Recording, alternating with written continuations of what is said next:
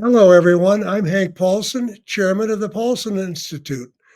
Before I begin, I would like to acknowledge the leadership of my friend Wangsha Ivanka. Wangsha is a pioneer not only in business, but also on the environment. He has attended every climate COP since 2009 and has laid the foundation for Vanka, one of the world's largest real estate companies, to become sustainable. More recently, he has been exploring the role of the building sector to help tackle one of the most avoidable sources of biodiversity loss: migratory bird collisions with buildings, an issue that in North America alone is responsible for the deaths of up to a billion birds every year. Our event today is a collaboration between Vanka and the Paulson Institute. This collaboration reflects the best of the relationship between China and the US, the most consequential bilateral relationship in the world. Some of the biggest global challenges will be met only if we work together. Ladies and gentlemen, we are entering uncharted territory. This July marked the first full month to exceed 1.5 degrees centigrade above pre industrial times. And around the world, the effects of climate change are being felt with increasing regularity and severity. From the unprecedented floods in Beijing this summer to the deadliest U.S. wildfire in more than a century that scorched Lahaina, Hawaii. The stable climate on which we all depend and that has underpinned everything humans have achieved in the last 10,000 years is at risk. At the same time, biodiversity loss is accelerating. The population of vertebrates have declined by an average of 69% since 1970. The extinction rate is thought to be up to 1,000 times the natural rate. And today, 96% of the biomass of all animals on Earth is made up of humans and the livestock on which we depend for food. The biodiversity crisis is more immediate and in some ways even more alarming than climate change. There's much more we don't know about the dangers of throwing a complex system like Mother Nature out of balance. There are no technological fixes to restore species that go extinct, and there are no cost effective man made replacements for natural systems like wetlands, which provide protection against floods, replenish groundwater reserves, and filter the water that flows through them. The climate and biodiversity crises are two elements of a broader ecological crisis, and they are locked together in a cycle of destruction. Climate change is accelerating and exacerbating the biodiversity crisis, and biodiversity loss is contributing to climate change. We urgently need to step up the response. We need to integrate the responses to climate change and biodiversity loss. This is important for two reasons. First, there are risks that, with good intention, we take measures to tackle the climate crisis that could undermine nature. For example, a central element of mitigating climate change is decarbonizing the energy system. Yet the land footprint of clean energy infrastructure can be up to 12 times or more larger than traditional energy sources. So, where this infrastructure is built matters. At the same time, tree planting for carbon offsets can be disastrous to biodiversity if inappropriate trees are planted or if the right trees are planted in the wrong places, such as on grasslands, coastal and mudflats, or other natural treeless habitats. Second, there are real opportunities to tackle both climate change and biodiversity loss through nature based solutions.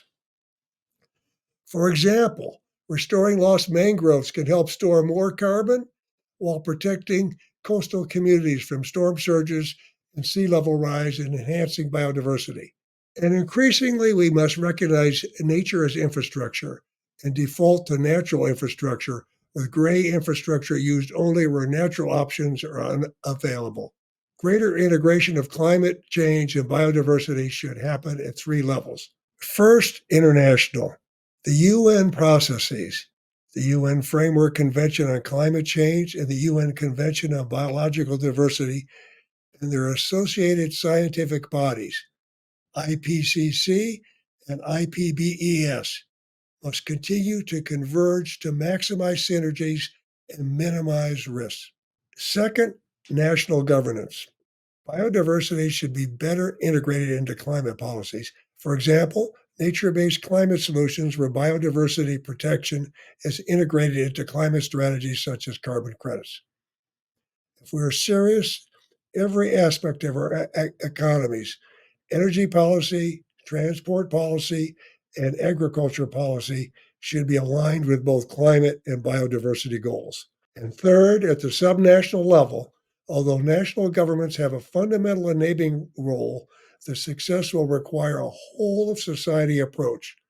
Subnational governments, cities, businesses, communities must all do what they can to align with climate and biodiversity goals. The role of the private sector is central. After all, the financial resources the private sector can bring dwarf those available to governments. In the UN negotiations, the focus is often on government funding, which is of the order of billions. Private sector investment is of the order of tens of trillions. So, steering private capital away from harmful activities toward investments that reduce emissions, protect and restore biodiversity is at the heart of a successful response. Businesses need to do and should be required to do a much better job of evaluating and accounting for biodiversity risk and taking steps to avoid or mitigate their damage. After all, it's cheaper to prevent environmental damage in the first place than to remedy it after the damage is done. It is vital to understand that the actions of pioneering companies such as Vanka and those recognized by the Paulson Prize for Sustainability, who are piloting innovative ways to reduce emissions and invest in nature, are simply not enough on their own. The bulk of the private sector capital will shift away from environmentally harmful activities and toward those that protect and restore nature only if it is profitable to do so.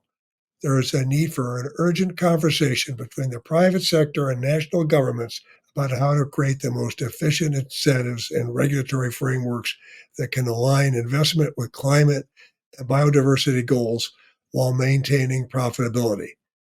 Discussing, agreeing, and implementing a new public private pact that harnesses the power of the private sector to align our economies with climate and biodiversity goals is a challenge of our time. Governments should be supporting rather than thwarting high quality voluntary carbon markets, which are urgently needed to help fund the transition to a low carbon economy. Exploring, encouraging, piloting, and scaling up market based mechanisms such as carbon markets and emerging biodiversity credit markets will be key. If we get it right, I have no doubt that the private sector will deliver the innovations that are urgently needed to succeed. It is what the private sector does. With the risks of climate change and biodiversity loss growing by the day, we have no time to lose. Thank you. I wish you a successful and productive event.